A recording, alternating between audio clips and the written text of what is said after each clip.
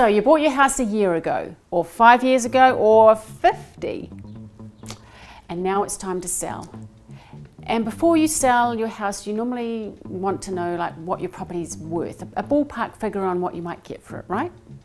Okay, well, a common mistake that people make is thinking that their house is worth more than it actually is. Well, I don't think so. I mean, this house is worth at least... Yeah, well, okay, I know that you've put a lot of blood, sweat and tears into this, and you deserve reward for that, but I've spent hours crawling around under this house, fixing the piles. yes, but the new owners don't know that. And I've spent a fortune on expensive cupboard handles, not to mention the designer tapware. Okay, but your house has aged, okay? In the time you've lived in it, things have changed. You know, like taxes, interest rates, the government, definitely, that's changed. And a myriad of other things have changed. So we've got to get realistic here. And what if, you know that movie with Robin Williams and Garp and the plane parks on the house, right? Yeah, it was quite a good one. Well, now what's your property worth? Total replacement value. But let's not go there. Let's actually consider what does affect your property's worth.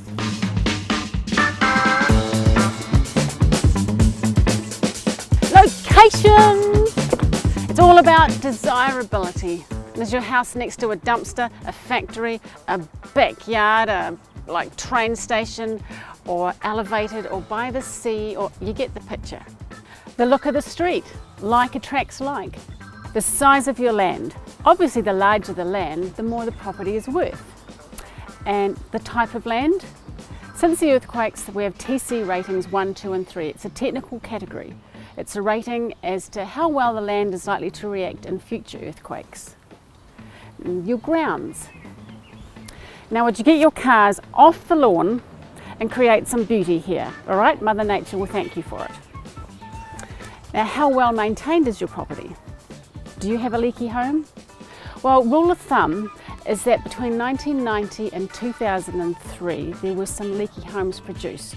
Okay, but in 2004, they changed the building code, so that doesn't happen anymore. Now, maybe you've added value to your property with double glazing, added another building onto your property. So, how to work out how much your property is worth? Well, here's what an agent would do with their superpowers.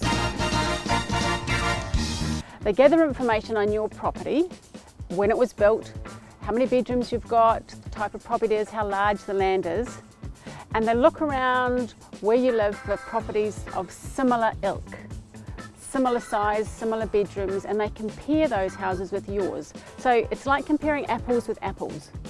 Okay, so don't worry about whether it's a Granny Smith apple or a Pacific Rose apple, okay, because you're not actually seeing inside their house.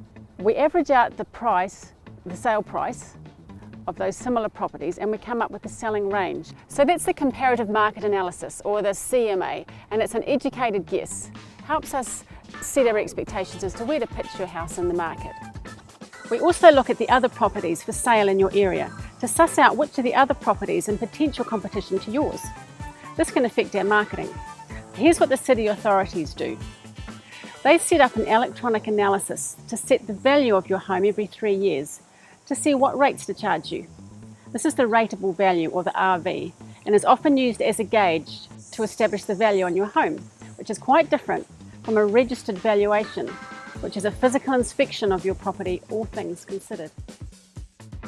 Thanks for watching, and I hope you found that useful. Before you put your house on the market, you need to know what it's worth. To do this, you need to contract a registered valuer or contact your real estate agent. And if you'd like to know more, just ask in the comments below or contact me directly. My details are on my Facebook page. See you in the next video.